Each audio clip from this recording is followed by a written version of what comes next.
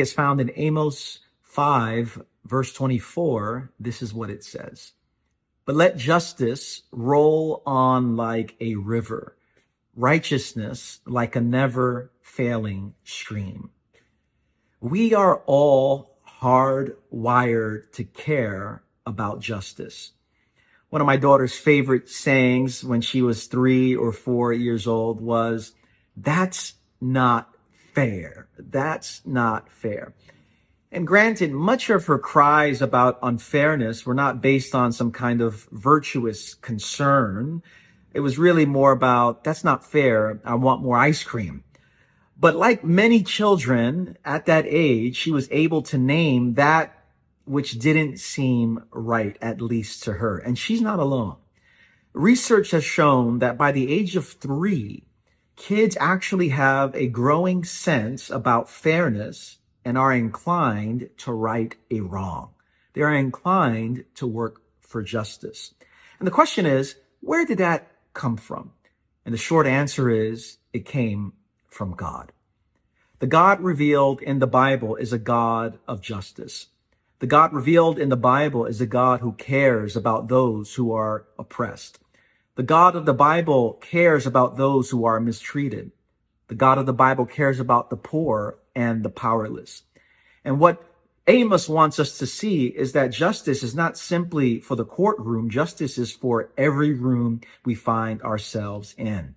And so on this day, may we pay attention to the God of justice, the God who invites us to join him in making things right in the world.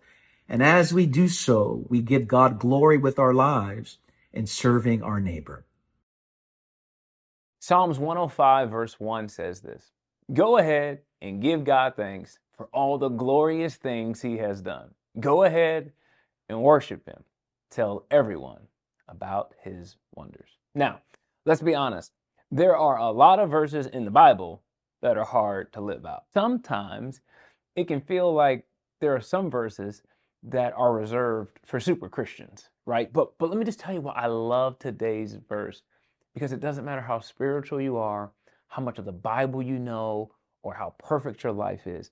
Anyone can give God thanks for what he's done. If life is good for you right now, giving thanks may feel like a no-brainer.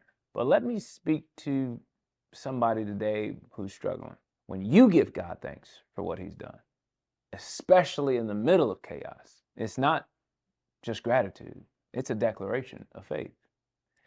It's like putting a deposit on a better future. You're saying, I remember what God has done before, and I trust he's going to do it again. Here's what happens when you thank God in tough times. People who know your story are going to notice.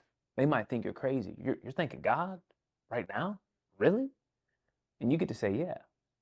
Because if he's been faithful before, I know he'll be faithful again. Thanking God in the middle of your struggle reminds your soul that your story is not over.